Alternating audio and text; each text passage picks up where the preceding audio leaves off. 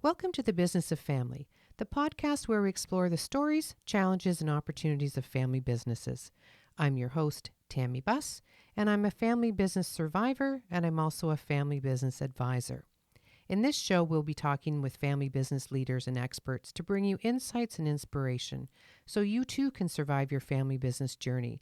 Whether you're a founder, a successor, a professional, or just curious about family business, this podcast is for you. So today I'd like to welcome Mitch Panter. He's the managing partner of Panter and Sampedro, a family-run personal injury law firm in Miami. Mitch and his brother grew the firm together, but their paths to that partnership were quite different. So we're going to get into a little bit about that later. But the firm not only advocates for injured individuals, but also for keeping the community at large safe through law changes and holding negligent parties accountable for correcting hazards. Mitch and the firm have been a pillar in the community for more than 30 years. As past president of several legal community organizations, Mitch continues to actively participate in various causes throughout South Florida. He has lectured and taught for associations, including bar associations, high schools, and business groups. Today, their firm thrives on a family-first culture, where clients are treated like extended family, employees are valued and supported both professionally and personally, and every case is pursued with the same care and dedication they would give to their own loved ones. Welcome, Mitch. Welcome. Thank you. That was a wonderful introduction. I appreciate that tremendously. You hit all the things, and I'm sure throughout the next half an hour or so, we'll talk about each and every one of those. But great introduction. Thank you very much. Pleasure to be here. Thank you. Well, what I'm really interested in, of course, being a family business advisor, is that your paths to partnership were quite different. And what I do think is important is that family businesses come together for different reasons. I mean, the founders, the first gen, don't really think of themselves as a family business. But the minute you have two family members, it truly is a family business. So tell me a little bit about the evolution of your legal career that led to, a family business with you and your brother both being involved. So we're a little different in the sense that it wasn't from our parents or my father or mother or anybody like that. We kind of knew early on that we wanted to do this. Different paths you mentioned. We both went to the University of Michigan undergrad college. Brett originally started out in med school and decided math and science weren't his fortes. I knew early on from second, third grade with my arguing that I was going to go to law school and be a lawyer. Eventually, we wound up both at the University of Miami Law School. He was a few years ahead of me, and his initial intake was to go out and work with a sole practitioner guy. Did a little bit of insurance defense work and had that feel of wanting to get into the plaintiff-oriented work, and so persuaded that guy to do some of that. Me, on the other hand, I went first out to a law firm that did a little bit of everything, family law, divorce work, a little this, a little that, and then I went to work for an insurance defense firm, knowing eventually that I would join up and we would work together and we would do plaintiff's work.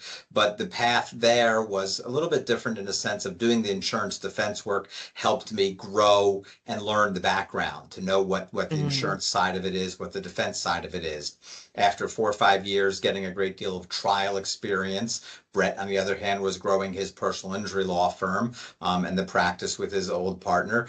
We joined up together and pretty much started out. I brought with me a little bit of the defense work, did a little bit of criminal work, a little bit of family work until we grew the firm so that we could both do nothing but the plaintiff work. And we did that for a bunch of years. And then David Sampedro joined us. And David's our younger brother, we like to say, brother from another mother, but part of the family. And as you alluded to, we've done everything in our power to keep our firm and our staff and our lives such that we view it as a family business. So when you started out, you said that you started out differently, but you said you've always decided you wanted to, was it be in the law or work together? What was the deciding factor? Honestly, I would say in the law, because I mean, it wasn't like that we were always wanting to work together. Obviously, our parents always had that dream, and every parent has a dream of their kids working together and having the family business. But it wasn't that. It wasn't that. It was we both knew we wanted to be lawyers at some later point in life. Obviously, we both went to law school. Went to the University of Miami Law School. He was in his, I think, third year when I was in my first year starting out, and then he did a different path of going where he went from the practice. So, once we both got practicing law, knew what we were doing, I would speak on one side of the fence, he would speak on the other side of the fence, and we knew that those thoughts, those evaluations of cases, those views of cases would be better served by us having the two different backgrounds, and then joining together. We had the other partner until he left during Hurricane Andrew, and then it was just Brett and I, and we knew that we wanted to grow the firm, not huge, and to continue to serve the community and ourselves and our families. So how did you decide when you came together how that would work? Like how, and I guess to even back that up a little bit, how were you as brothers growing up? What was your relationship like? He was a little bit older, 3 years, and honestly, we weren't the closest of closest. It wasn't like we were always there together. He was at that age. He was a little bit older and different. We had a nice family, so we had bedrooms next to each other, and we went to camp together and played together and did that. I wouldn't say we were the best of best or the worst of worst. We were a normal, family relationship. I sort of followed the path of learning from his experience what works and what didn't work. He went to Michigan, and I had an opportunity to leave high school a year early and go. And Michigan was a good opportunity. We had family up there already, so it was nice to be there. I did live with him, and I think our relationship pretty much developed much stronger in college. In high school, not so much, but by the time we got to college, my first year in college, he was there. Then he went abroad. Second year, he came back for his last year, and so we were together then as well. And then when I came down to Miami to go to law school, we lived together until he went off and got married, and I went off and got married. And quite frankly, I've been together in the firm for close to 40 years at this point in time. It's a different story. You're going to get into the question of does family work or not work. It depends, the relationship that you have with your family member. If it works, it's godsend. It's great. Somebody you love, you trust, and that trust part of it is a huge component. If it doesn't work, make sure you know it doesn't work and get out fast, because you have that family divorce, and that's not a good thing. But we have different views of cases, different views of how we handle our family, personal and business life, but we put those together and it works, and we're smart enough and work with each other enough to know what the other's thinking and how it works. Have done that for more than 35 years at this point, in making the cases work out together. And he will work the damages part or the liability part on some cases. When we go to trial, he'll handle X witnesses, I'll handle the other witnesses. We know what each other's strengths and weaknesses are, and from being together for this many years and can talk to each other, he can look at a case and see this, and this, and yet I'll look at it and see, hey, wait, there's this, and this. And when you put those two together, it works better for the business as well as for our individual personal relationships. But like you said, that's 35 years of working together, 40 years of working together. But at the beginning, when you think about this, your two brothers, you say you weren't very close, but you weren't not close. You were just, there was a 3-year age gap. So when you decided to come together and be, create your firm, was there an issue with, or a challenge with the dynamics of having that age difference? Because well, as the younger brother, I mean, I had to buck up. I had to, he had already established his law firm, had a few good cases, had some money under his belt. I was the one that was coming and joining them. He had already been with a partner, and I was the interference, if you will. Eventually the other partner knew that where it was going and what was going to happen, and found his way out, and it wound up being just Brett and I, and that wound up being a good thing. But I made sure, and it was important for me to earn my keep. Nothing was given to me. I wasn't just given the platform of here's your dad's business and go and run it. I brought with me some clients. I did some court appointments. I did some insurance defense. I represented landlord tenants. I did everything I could to bring in not only money for myself, but for the firm, for everybody. I learned from him and his skills and abilities that he had nurtured for the last few years and worked together. But I never wanted to feel as if anything was given to me, and I don't think it was. But he wanted to have the feeling of having the younger brother to train and so work together in that way, to the point where after several years, I mean, I've been the managing partner now, so I've got my role, I know what I'm doing, and he's got his role and knows what he's doing, and it works out well. When did you feel that you became sort of equal in terms of not the responsibilities, but equal in terms of making decisions and coming together? Because That's a again, big question, and hmm hmm think of it as a marriage, if you will. You get married, and the husband does this, the wife does this, and depends on who's the dominant one in the family, who's going to wear the pants, and you're raising children, or you're raising. I got a puppy over here, so we're yeah, raising the puppy, and who's the one that scolds the dog, and who's the one that feeds the dog, and who's the one that takes him out for a walk, and at what point in time do you become that 50-50? It's kind of a hard sell, and you can't say this was the case, or this was the day, or this was the time. Over time, we knew what our individual roles would be.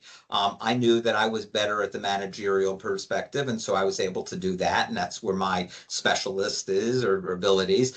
He was more happy doing the medical malpractice components of it, so did those sort of things.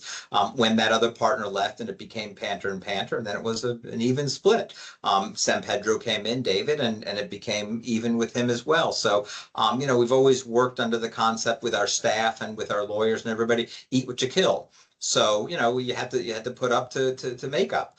If you wanted to make money, nobody was giving it to you. You had to earn it yourself. And we've continued with that philosophy, and that works with the lawyers we have and with the staff we have. mhm. And it's always been the way that we're able to move forward.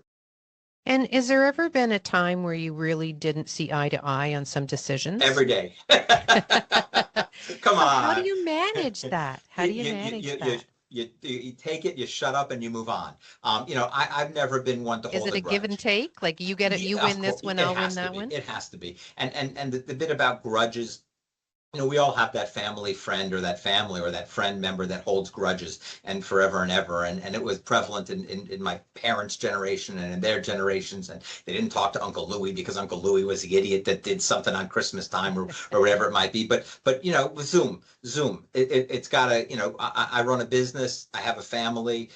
We have responsibilities. We have duties. If you want to stay together, a marriage, if you want to stay together, it's Yeah. compromise. And sometimes you win, and sometimes you lose, and sometimes you work together, and sometimes you don't. But you have to get over it. You don't hold the Right. grudge. You don't It's harp on hard it to over do. and over. It is. It That's is. hard to do But how? because, Let me ask you a question. How long you married? over 30 years, How the hell did you stay married for 30 years?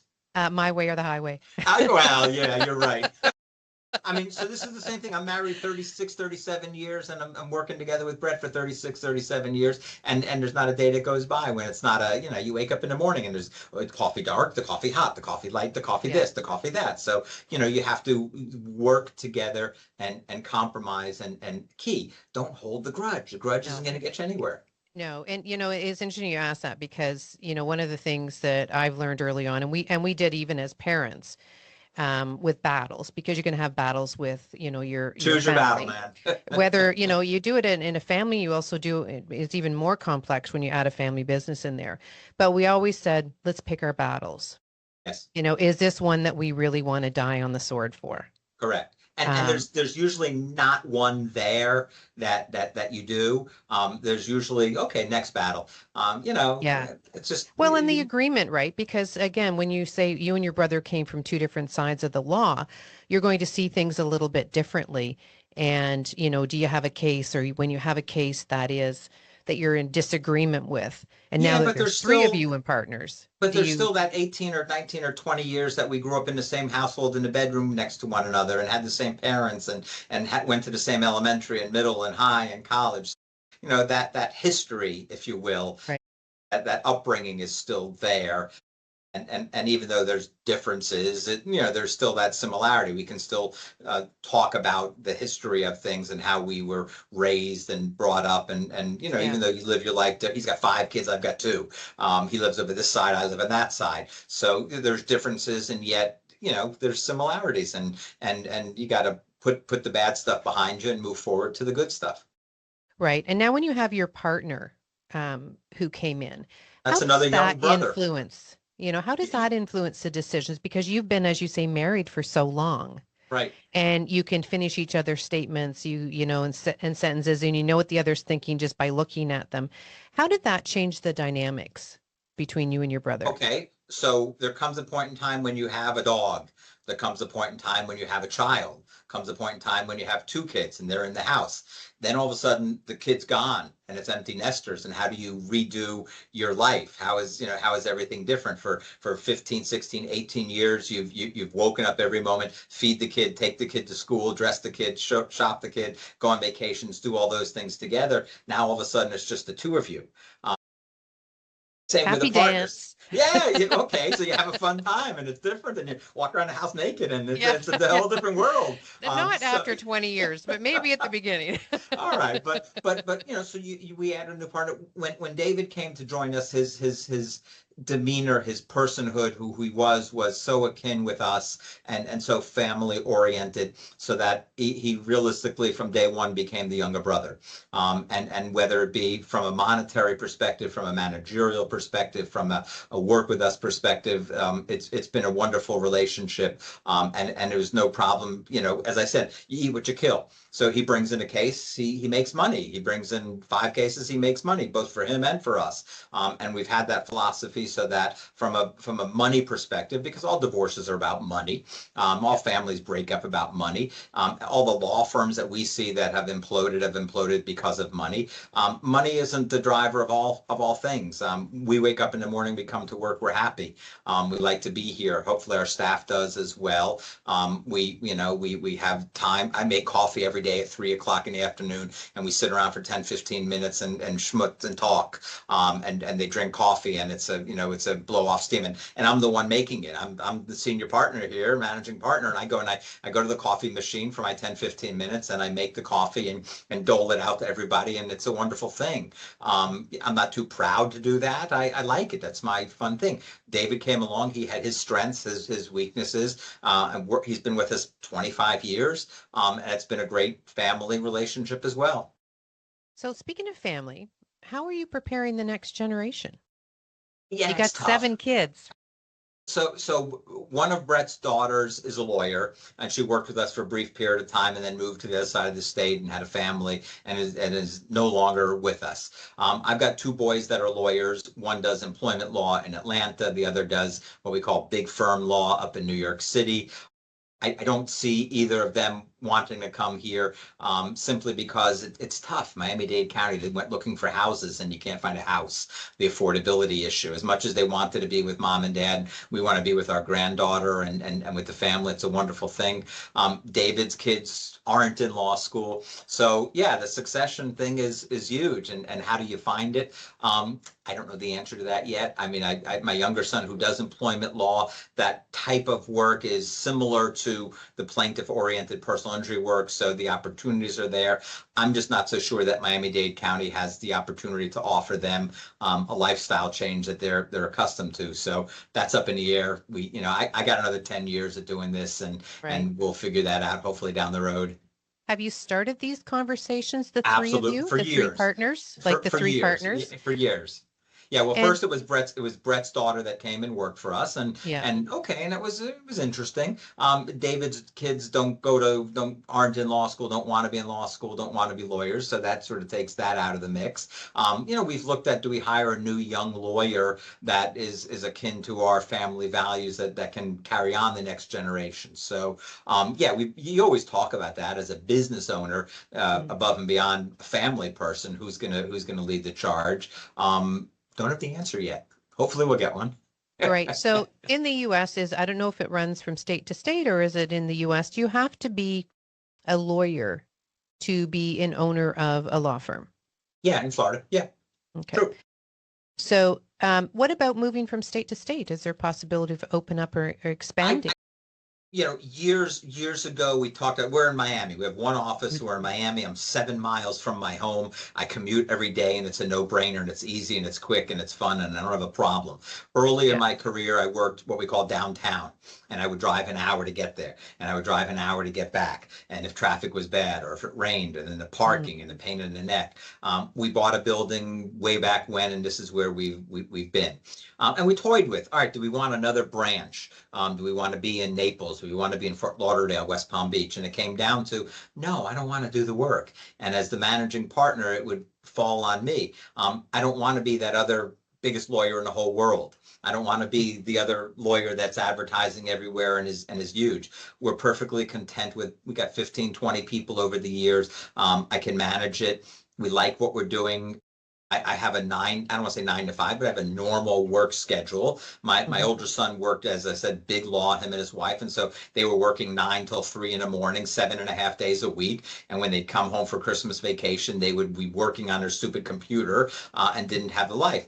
They had a dog, then they had a baby. They both left and they're working in-house counsel, and they understand the values of family now. Yes. Instead of that work. I mean, the money's there, and the money's one thing, but to be able to raise a child and have a family and that work-life balance is huge. So no, I didn't really want to have another office and move anywhere or go anywhere else. That was never in the cards.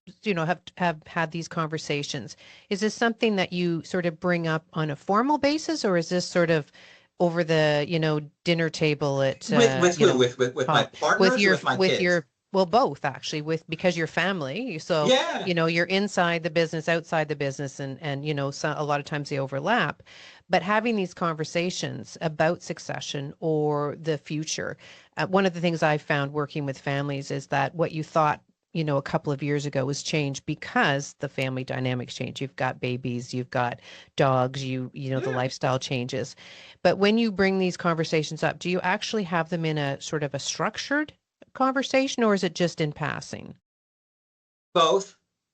So, when David is he's 5, 6, 7, 8 years younger than I am. So his kids correlating or younger, they're just graduating college now and deciding whether they want to go to graduate school and what programs. And the David, are your kids going to become lawyers? Do they want to come and join the firm? And the door's open and let's do it. And there was that brief period of time. Brett's oldest daughter was the oldest of all the siblings, and she went to law school and became a lawyer, and just it wasn't her cup of tea to join with us, and left the area to go to the other side of the state to Naples, and is a lawyer doing similar kind of work, but in a different part. So we've had the formal conversations. Hey, do you want this one, that one? And we ask the kids what they want to do. And I've spoken with my kids on numerous occasions. Hey, the door is open for you here if you want it. And my older son actually came and looked for housing here and maybe to work. His type of work is totally different than my type of work. So it just doesn't work, if you will, in that respect. And he doesn't want to do the personal injury, and I respect that. And he has a specialty now in years of dealing with what he deals with. Again, my younger son does employment work, which is a little different.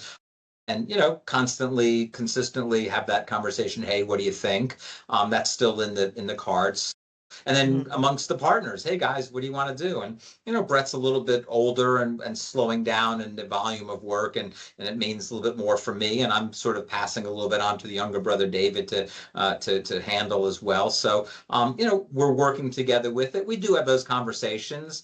I don't know where it leads to. We don't have a succession plan yet, but yeah. And it's important that you have something, because before you know it, it creeps up and you're ready to go, right? And 100%. You spent 40 years building this business.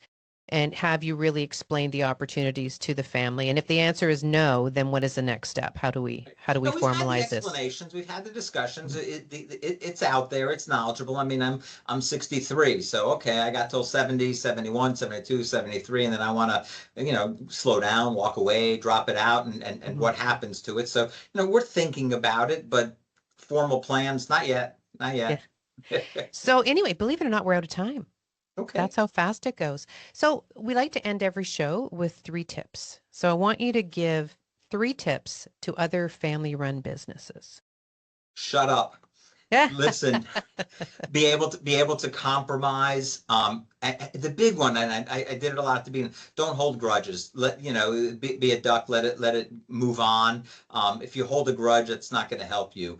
Understand that at the end of the day, these people are your family, and whether it's Thanksgiving or Christmas or New Year's or whatever it is, you're going to want to be spending time with them, and holidays, good times and bad times. So don't mix the two too much. So at the family dinners, don't talk business. Keep it separate and apart. Enjoy what you're doing, and don't force. If they don't want to do it, then don't do it. It'll either, again, at the beginning, it works or it doesn't work. And if it works, be grateful that it works and take advantage of it. And if it doesn't, don't force it. If it's not meant to be, it won't be. Excellent. Great advice. Thank you very much for coming on the show today. Really appreciate it. Thank you for having me. It's been my pleasure. If you like this episode, subscribe to the Business of Family podcast on your favorite listening platform. You can also find Blue Roots on Facebook, Instagram, and LinkedIn. On the next show, I'll be back with another amazing guest who will inspire you with their family business insights. Until then, take care and keep it in the family. This podcast is for informational purposes only and should not be considered legal, tax, investment, or insurance advice. Before acting on any advice, please contact your personal or company advisors.